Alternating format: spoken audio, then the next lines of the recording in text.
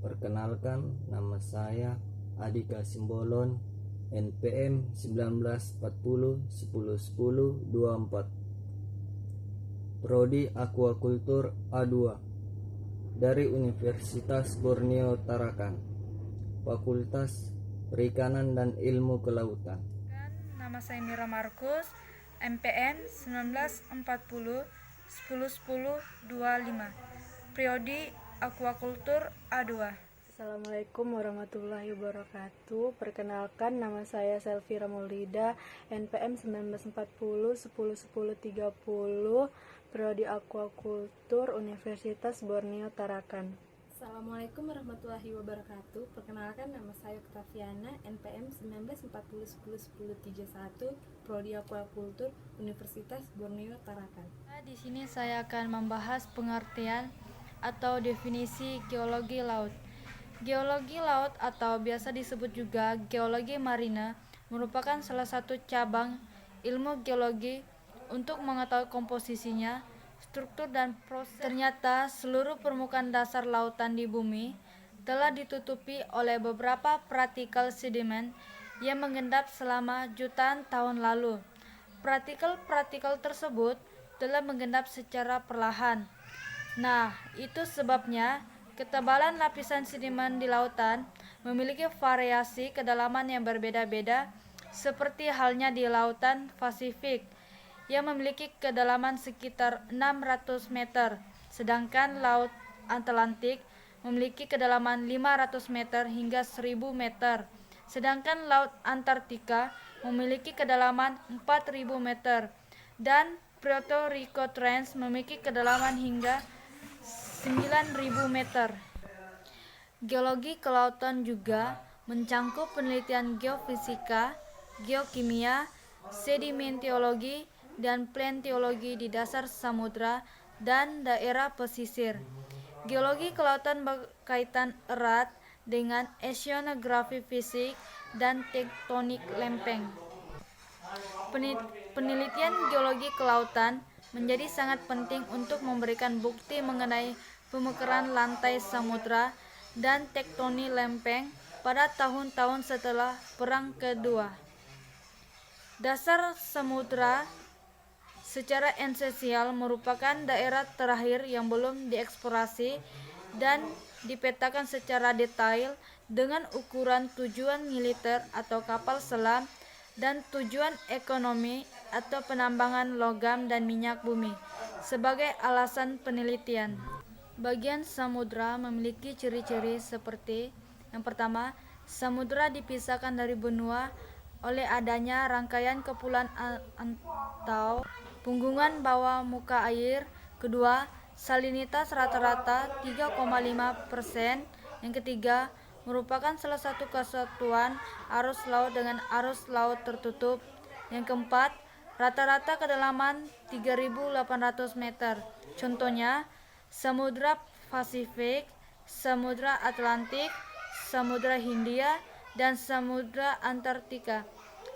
Dan kemudian di sini adalah peran ilmu geologi adalah untuk mengetahui karakteristik geologi serta kaitannya dengan pembentukan gelombang laut.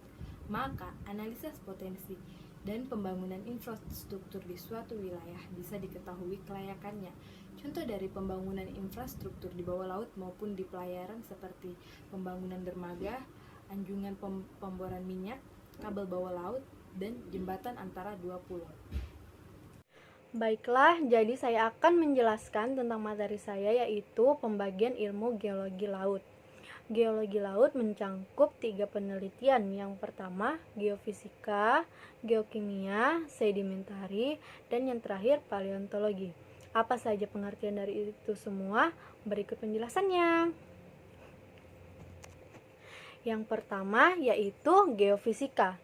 Geofisika merupakan bagian dari ilmu bumi yang mempelajari bumi menggunakan kaidah atau prinsip-prinsip fisika.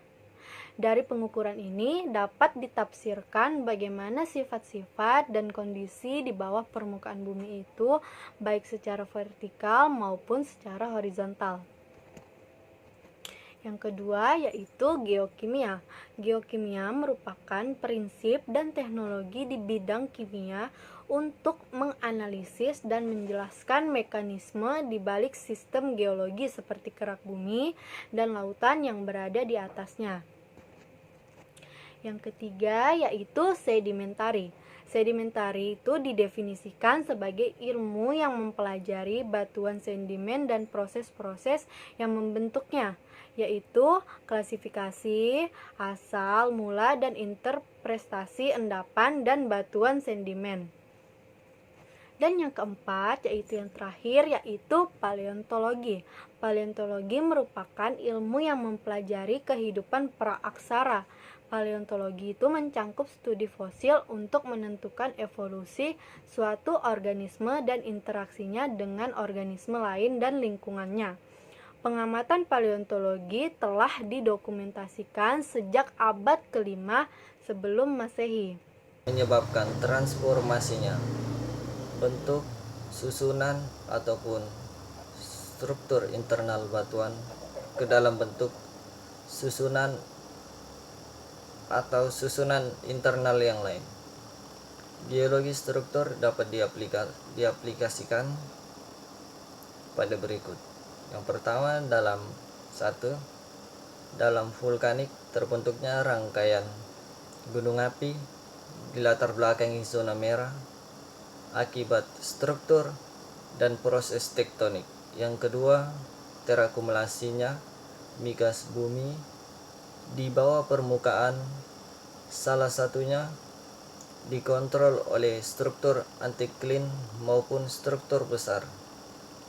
Yang ketiga, dalam penambangan tertutup, geologi struktur berguna untuk pembuatan terowongan ataupun tantel.